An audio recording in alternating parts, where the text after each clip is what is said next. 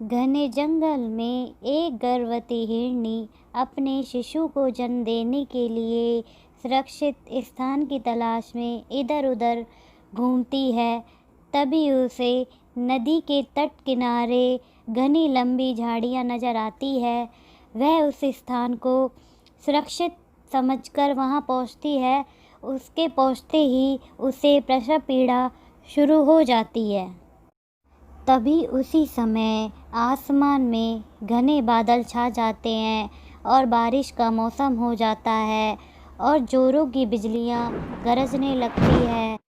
तभी वह देखती है कि एक शिकारी निशाना साधे उसी की तरफ आ रहा है। वह घबराकर आगे की ओर जाती है तो उसे सामने एक भूखा शेर नजर आता है जो उसी पर झपट्टा मारने के लिए तैयार बैठा है।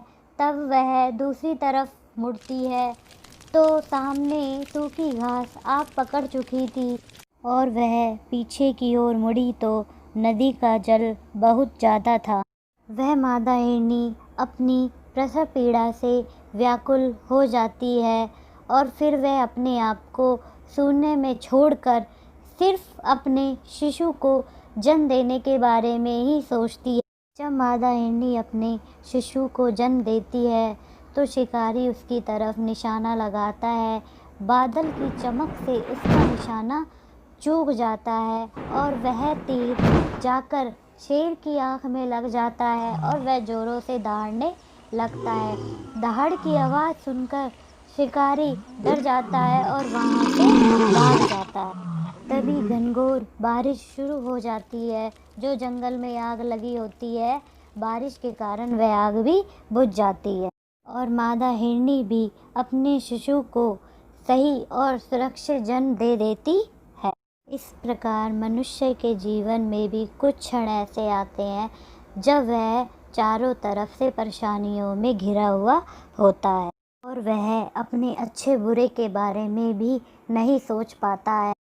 तब मनुष्य को सब कुछ नियति के ऊपर छोड़कर सिर्फ उसे अपने कर्म के बारे में ही सोचना चाहिए। हार जीत जन्म मरण यह सब तो ईश्वर ही तय करता है। जो मनुष्य जैसे कर्म करता है उसे वैसे ही फल भोगना पड़ता है। हमें सिर्फ ईश्वर के निर्णय का सम्मान करना चाहिए।